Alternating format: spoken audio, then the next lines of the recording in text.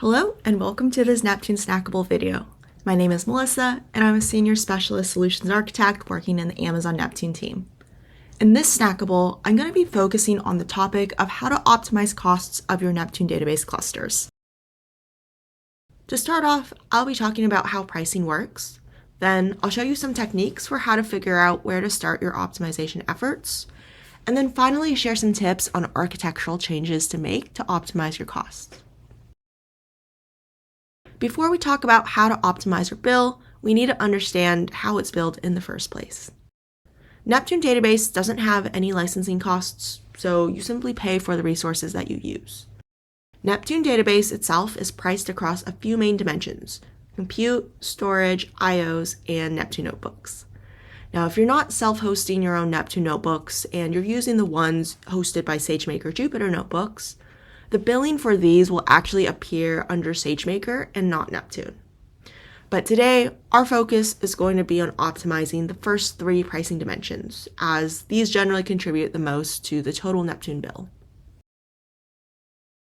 Now, before we optimize costs, we need to figure out what part of the bill is the largest, which will help you realize the most savings for your optimization efforts. To get a high-level view of your Neptune spend at an overall account level, you'll want to go to AWS Cost Explorer, then set the service filter to Neptune, and set the group by option to usage type. This will limit the view to just your Neptune spend, broken down by how much was spent per cost category. Another useful view that you can generate in Cost Explorer is a view of service spend by individual resource. So you'll still keep the service filter set to Neptune and just change the group by to resource. This will show you how much spend each individual Neptune resource is generating, which can be super helpful if you have a lot of different Neptune workloads and you want to focus your optimization efforts on the Neptune Database clusters that have the most spend. So now that we've identified which aspect of your Neptune bill to optimize first, we can talk about strategies for how to actually optimize your spend. The first dimension we'll talk about optimizing is compute. And for most workloads, compute is going to be the largest slice of the Neptune bill. Now, the first thing to check is if you're using the latest engine version and latest generation of instances. Each new engine version brings improvements not only in features and functionality, but performance as well. Another thing to check is if you're using the latest generation of instances. As of publishing this video, the R8G instances is the latest generation, and it provides a 16% cost reduction compared to the previous lowest price option, which was the R6G. Now, not only are the R8Gs cheaper, but they're performant as well. Now, the next thing to check follows the general principle of, if it's not in use, turn it off. An easy way to realize savings is to stop and start Neptune Database clusters according to a schedule. When a Neptune Database cluster is stopped, you don't pay for any compute. So if we apply a stop-start schedule to dev or test clusters, where we keep them on for a 40-hour work week, out of a possible 168 hours in a full week, we can reduce our compute costs by up to as much as 76%. Now, if you're looking for a convenient way to automate the start and stop of your Neptune Database clusters, make sure to check out this AWS blog post that shows you how to use resource tags in Amazon EventBridge to automate the process. Now, the next thing to check is if the instances you're using are right-sized for your workload. To do this, you can review the AWS Well-Architected Framework for Amazon Neptune, which contains best practices and tips to help you make sure that you're not using oversized instances for your workload. Another thing to check is if using serverless instances would be a more cost-effective option than provisioned.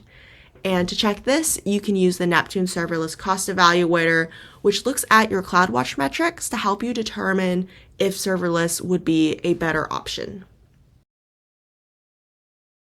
Finally, would your workload benefit from using an alternate architecture, such as implementing a caching layer or some other alternative data store?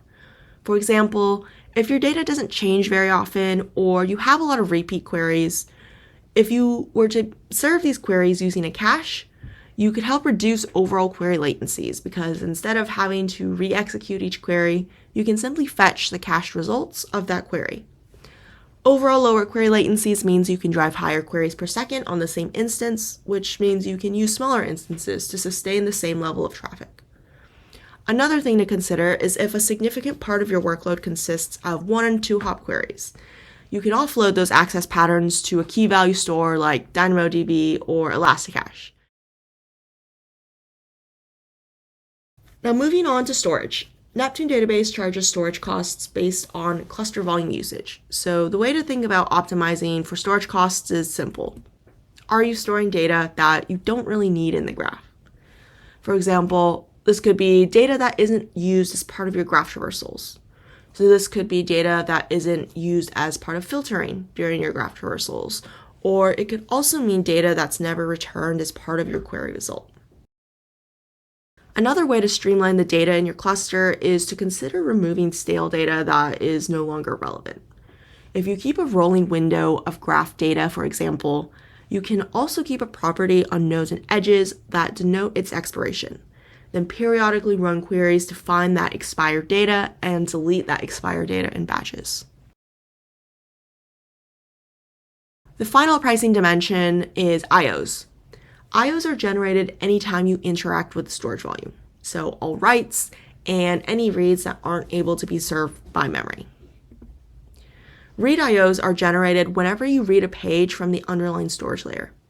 When this happens, it's usually because the required database page isn't already in memory, and although it sounds counterintuitive, increasing the instance size can actually help reduce the total read IOs because larger instances have more memory, which means they have a larger bufferable cache, which means that more of your working set can fit into memory. Now, write IOs are generated anytime you commit a write. A single write IO is equivalent to one 4 kilobyte transaction log, where that transaction log contains the changes needed to be committed to storage. Now, when it comes to writes, you could theoretically have one transaction that generates more than one write IO. For example, a single query that adds a lot of different nodes, edges, and properties within that one query. You could also have multiple transactions that altogether generate one write IO, which is possible because overlapping transactions can get automatically boxcarved by the engine into a single transaction log. So when it comes to optimizing for write IOs, you'll want to try to use larger batch sizes for each query and driving parallel queries from the client side when possible. Now, once you've done all you can from an architectural and query perspective, if you're still seeing IO charges as a relatively large slice of the bill, about 25% or so, then it might be worth it to evaluate if IO optimized pricing is right for you. In 2024, Neptune announced a new pricing configuration for Neptune Database called IO Optimized. And this configuration really just changes how pricing works for IOs in Neptune.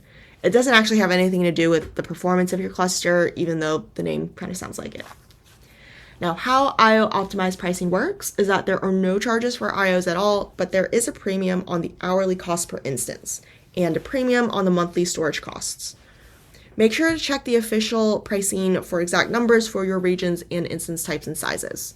So if you're seeing that IOs make up around 25% or more of your entire Neptune database bill, then you should definitely check if IO optimized would be cheaper overall.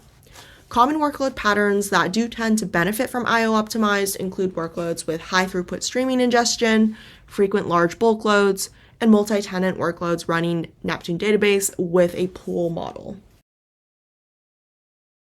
To summarize everything we've discussed today, the first step to cost optimization in Neptune is to figure out what you're spending and where you're spending it, and AWS Cost Explorer can help you with this. Next is to focus your cost optimization efforts on whichever dimension of the Neptune bill that you're spending the most on, and this will get you the greatest impact on your bill with the least amount of effort. And finally, repeat these steps every so often. Cost optimization is never a one-and-done event, but rather a continuous process. Thanks so much for spending time with me today. Be sure to check out the linked resources in the description box to help you with your cost optimization, and please leave your feedback in the comments section. See you next time.